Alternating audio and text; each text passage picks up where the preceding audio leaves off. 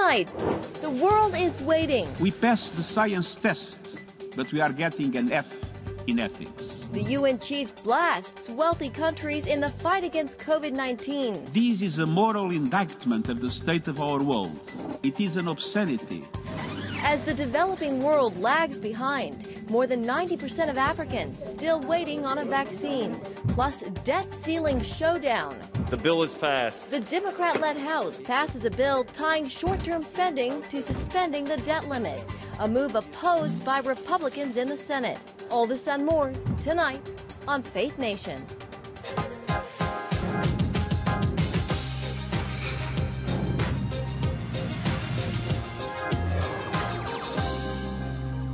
Fighting the coronavirus around the world. Welcome to Faith Nation. I'm John Jessup. Good evening. I'm Jenna Browder. President Biden declaring today his goal of seeing 70% of the world vaccinated by this time next year. The president making the announcement today. The United States will double its purchase of Pfizer's vaccines to distribute to poorer countries. CBN News correspondent Brody Carter joins us with more details from today's COVID summit. Brody. Well, John, Jenna, today's summit follows Biden's address to the United Nations. It indicates that he's taking heed to the warnings that wealthy nations haven't helped countries most impacted by COVID.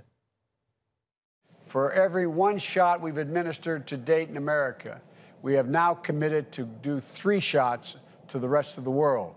The president is expanding America's role in helping accelerate global vaccination efforts. To beat the pandemic here, we need to beat it everywhere.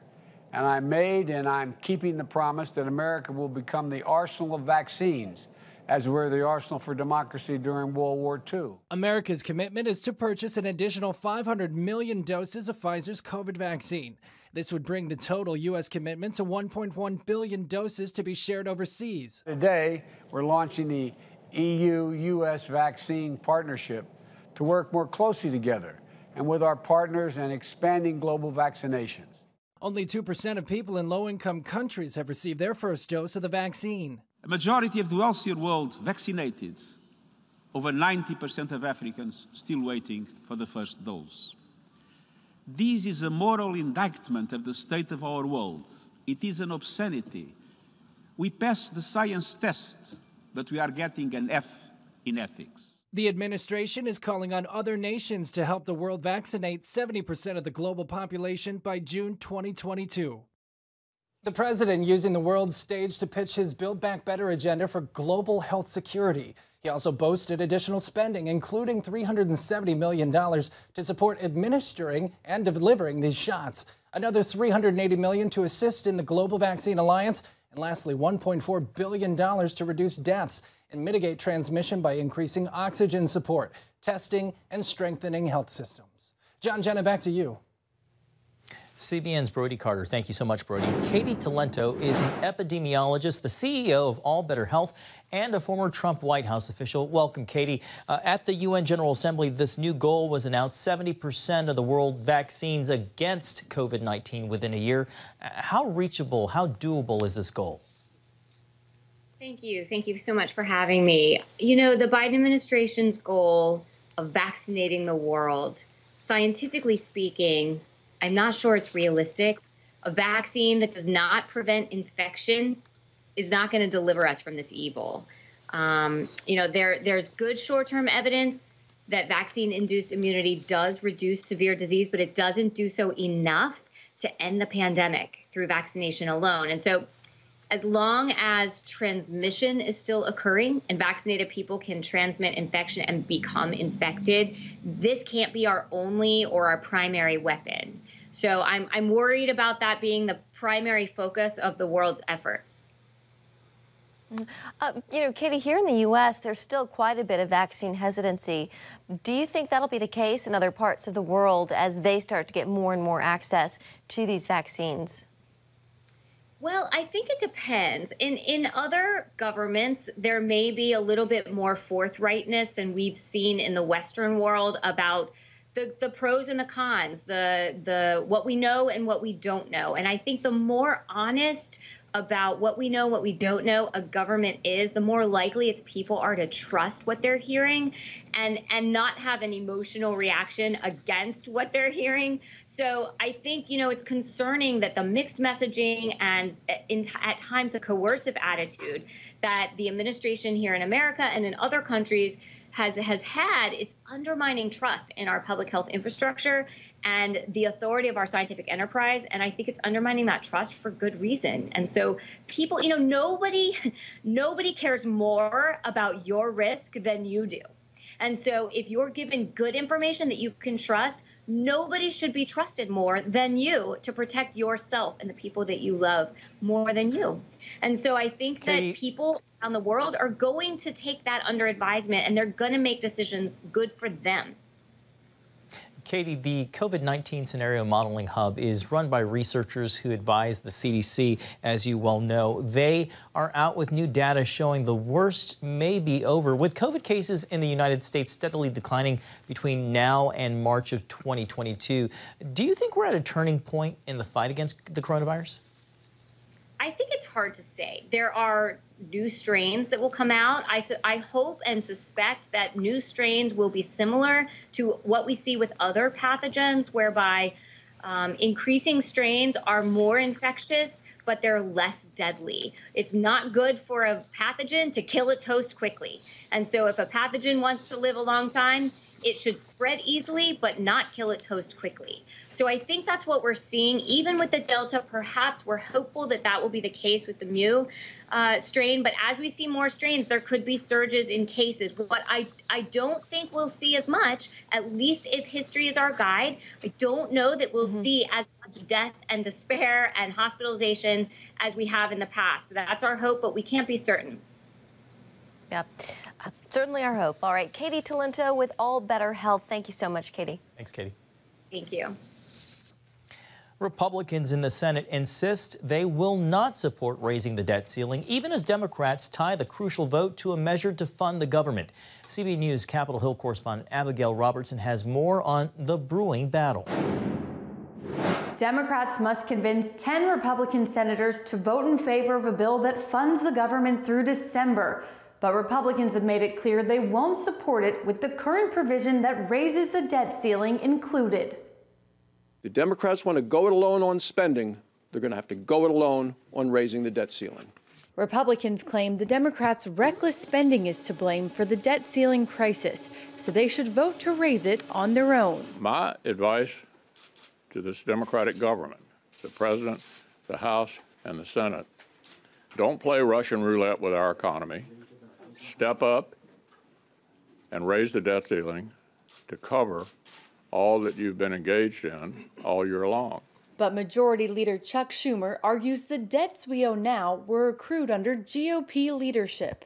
Republicans are trying a dine and dash of historic proportion. This debt that we are asking to be spent is all Trump debt. A point Senator Rick Scott disputes. The suspension expired July 31st. Everything that was done last year, that was already taken care of in the debt ceiling suspension. So this is for what they're doing now. If the debt ceiling isn't raised, the U.S. will soon run out of cash to pay its bills, which experts warn could trigger an economic catastrophe. We're going to have to make structural changes because this is going to catch up with us. Treasury Secretary Janet Yellen has warned Congress for months to raise or suspend the U.S. debt ceiling, or the government will run out of money to pay its bills sometime in October. Reporting from Virginia, Abigail Robertson, CBN News. All right, thank you, Abby. And for more tonight, Nathan Gonzales, editor and publisher of Inside Elections. Nathan, thank you for joining us. Let's start there. Senate Democrats, they need those 10 Republican votes to pass their funding bill. Republicans say it's a no-go because of the debt limit measure. They are really trying to hold Democrats' feet to the fire here for all of this recent spending we've seen. Nathan, in your view, how are they doing in that? Well, I mean, Democrats, if they had the votes, they would, they would take the vote now. But I think we have to remember that this has been one of the most hypocritical issues in Washington going back decades. I mean, Republicans, including President Trump, raised the debt ceiling at least twice during the Trump administration, and there didn't seem to be much of this call against raising the debt ceiling. But now, when Democrats are in power, both in Congress and with President Biden, Republicans are taking this firm stance against it. And I think this is an example of how broken Washington is, because usually when Washington has partisanship, but the two parties come together at a deadline. When they both agree, if you don't work together, then bad things are going to happen. And right now, they can't even agree on when the deadline is, or if it would really be that cataclysmic for the economy, either here or globally, if we indeed don't raise the debt ceiling. Yeah, Nathan, do you think this could backfire on Republicans? Well, we'll have to see first of all, how this plays out over the next couple of weeks, and what the state of the economy is and the state of the country is next year when we head to the elections. I think Republicans, the reason why they're able to stand so firm is because they know that Democrats are in control, and Democrats will probably be held responsible for what happens because they're the ones that are in charge. And that's why Republicans are able to, I think, defy Democratic efforts to do this in a bipartisan way, because I think that Democrats are going to shoulder most of the blame. Nathan, along those lines, new polling from Politico and Morning Consult finds more voters, as you were just saying, would blame Democrats if the United States were to default on its debt, than would blame Republicans. We have some numbers. We'll take them up right now. 33% said that they would lay the blame at the feet of Democrats. 16% say they would do the same for Republicans. And 42% said both parties. Nathan, how does this change the calculus at all, if at all, for Democrats? Well, when I saw that poll, first, I thought that, 33% of Americans, which are probably, the Republicans, will blame Democrats for everything. And anything that's wrong in the country or the world, they're going to blame Democrats for it. But again, I really think that where we are next August, next September, a couple of months before the elections, is really going to determine how voters think about things, because it's going to be harder. Let's say that the country is in a good place, right? Let's have bipartisan hope that the country is healthier next year. I think there'll be less angst about what happened this year if things are better next year. That being said, if we're in a bad shape economically and physically and socially, then Democrats are really going to, I think, struggle to do well, because they're the ones that are in charge. Yeah, and that window for Congress to get much done, Nathan, is quickly closing before the midterms. Absolutely, and Republicans can smell the majorities, and that's why I think they're reticent to work with Democrats, because they think if we just hold on, we're going to be in power after the next elections. All right, Nathan Gonzales, editor and publisher of Inside Elections. It's always good to see you. Thank you, Nathan. Thanks, Nathan. Thank you. A rift among congressional Democrats delivers a blow to Israel's defense. The details when Faith Nation returns. Welcome back. Israel's rights to defend itself against missile attacks suffering a setback in Congress. Progressive House Democrats blocking funding of the Iron Dome anti-missile system in the spending bill late last night. As Chris Mitchell reports from Jerusalem, some Israelis say the vote threatens one of the Jewish state's main lines of defense. Progressive House Democrats, including Alexandria Ocasio-Cortez and Ilhan Omar, reportedly wanted to strip the $1 billion from the bill for the Iron Dome anti-missile system, or they wouldn't vote to fund the government.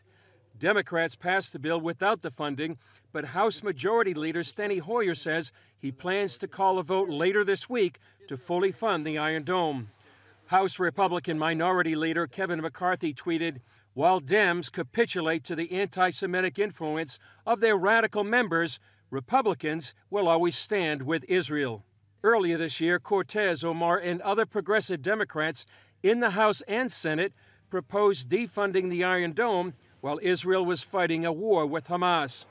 During that war, the Iron Dome successfully shot down hundreds of missiles fired by Hamas into central and southern Israel. Hamas fired more than 4,000 missiles at Israel during the war into civilian areas. Former Israeli ambassador to the UN, Danny Danon, told CBN News the vote is a troubling sign of the direction of the Democratic Party. I'm worried. I'm worried that those voices become louder. We know it's not the majority, not in the Congress, not in the Democratic Party, but they are vocal. We expect our allies, and we have a lot of allies in the Congress, to speak against those voices. So I'm telling AOC and Rashida Tlaib and all those, they don't care about the Palestinians. They don't care about the Israelis. They care about getting headlines and getting support for their radical ideas. Chris Mitchell, CBN News, Jerusalem. Thank you, Chris. Chief Political Analyst David Brody here now for more. David, Democratic House leadership says the nixed Iron Dome funding will be included in the 2022 defense bill. What kind of messaging, though, does yesterday's move send to Israel and maybe even more importantly to Israel's neighbors? Well, yeah, it's bad messaging to Israel for sure. I mean, there's no question about that. And it's really bad messaging overall for the Democratic Party, who likes to say that they're pro-Israel. And indeed, you've got Nancy Pelosi and Steny Hoyer and some of the old guard that are still there as it relates to, that pro-Israel group. But as Danny Danone just pointed out in Chris Mitchell's piece, the young guns are not so young anymore. They've got power, they've got influence, and they're coming up. The AOCs, the Ilhan Omars, the Rashida Tlaibs, the Squad, Melissa Presley, I can go on. And that's the concern in terms of how this moves forward. But it is not a good sign that Democrats have to squabble about protecting Israel. David, is this a case of anti-Semitism on Capitol Hill? Well, so this is a really good question, Jenna. And so let me just say this. Not that I'm a spokesperson for Ilhan Omar, but here's what Ilhan Omar would say. And she's been asked this question before. She says it's not anti-Semitic to oppose what she considers bad Israel policy. And so, in essence, the progressives, the far left, are making the argument to say just because we're against what Israel is doing doesn't make what we're doing anti-Semitic. And so that's the rub. That's what they're going with. But look, I mean, we know that Ilhan Omar has a track record of saying certain. Yeah, go ahead. Mm-hmm. Well, so they don't think that Israel has the right to defend itself. Well, see, that's a really good point. I mean, now we're talking about the Iron Dome and this idea that Israel doesn't have the right to defend itself, and that gets into very dangerous territory. I mean, my goodness, what happens if there is indeed a major attack on Israel and there is no funding for the Iron Dome and it's not fully functional? I mean, this is a major risk for the Democrat Party to have Ilhan Omar and AOC and others trying to, in essence, put Israel at risk. That is bad politically for the Democrats. All right, David Brody, thank you so much, as always, for your insight. CBN's Chief Political Analyst. Thanks, David. You bet. Overdoses on the rise. How some are falling victim to a drug they don't even know they're taking. Next on Faith Nation.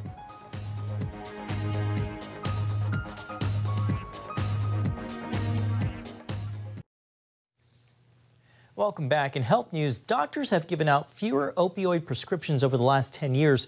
Still, though, more people are dying from overdoses than ever. Between 2011 and 2020, the country has seen a 44% drop in opioid prescriptions, but reported a record high of 94,000 people who died from overdoses last year alone, despite a surge in drug use and prevention programs.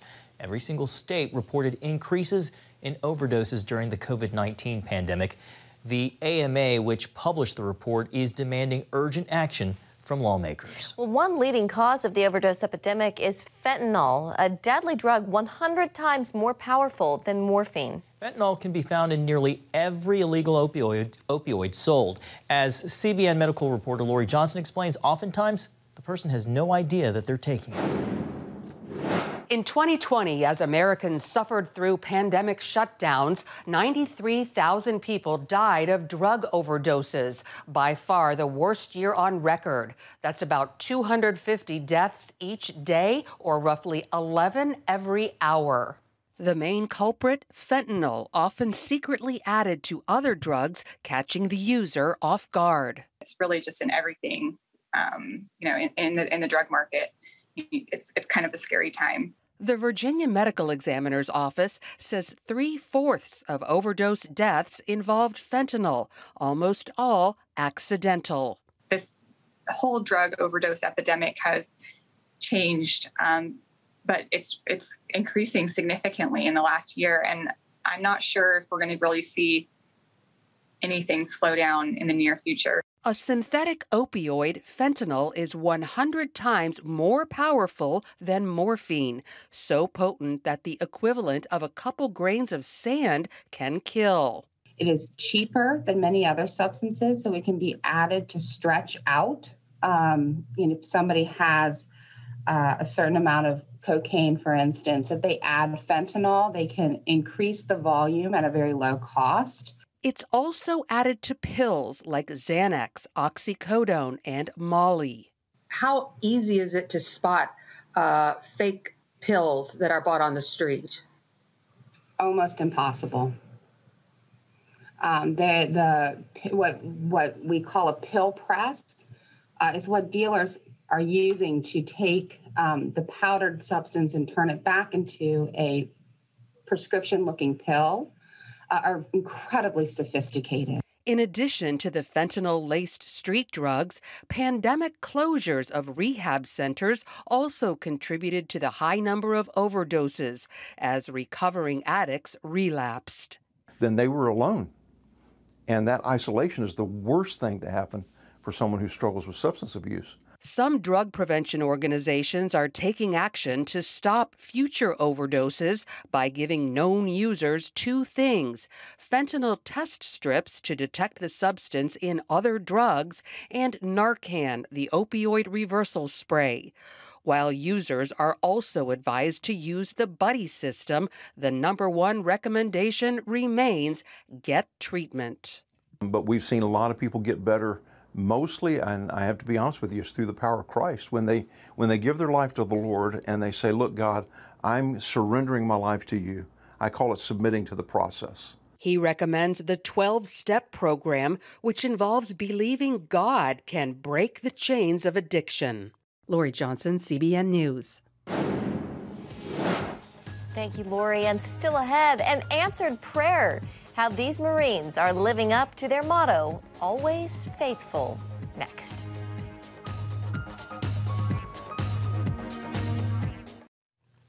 Finally tonight, flash flooding nearly stranded a driver near Arlington National Cemetery recently. As the rising water made it impossible to navigate, Virginia Waller-Torres said a quick prayer. And right on cue, her answer came by a way of the few and the proud. The Marines are gonna help us. We just got stuck. Thank you so much. Marine Corps body bearers riding along in a bus came to the rescue. The elite group helps perform funerals at the historic cemetery nearby. In their dress uniforms, 6 men marched through the floodwaters to help push her car to safety. The drivers say the Marines were truly an answer to prayer. That is so neat. That is the best of America right there. Talk about being at the right place at the right time. Well, that does it for Faith Nation. Thank you so much for watching.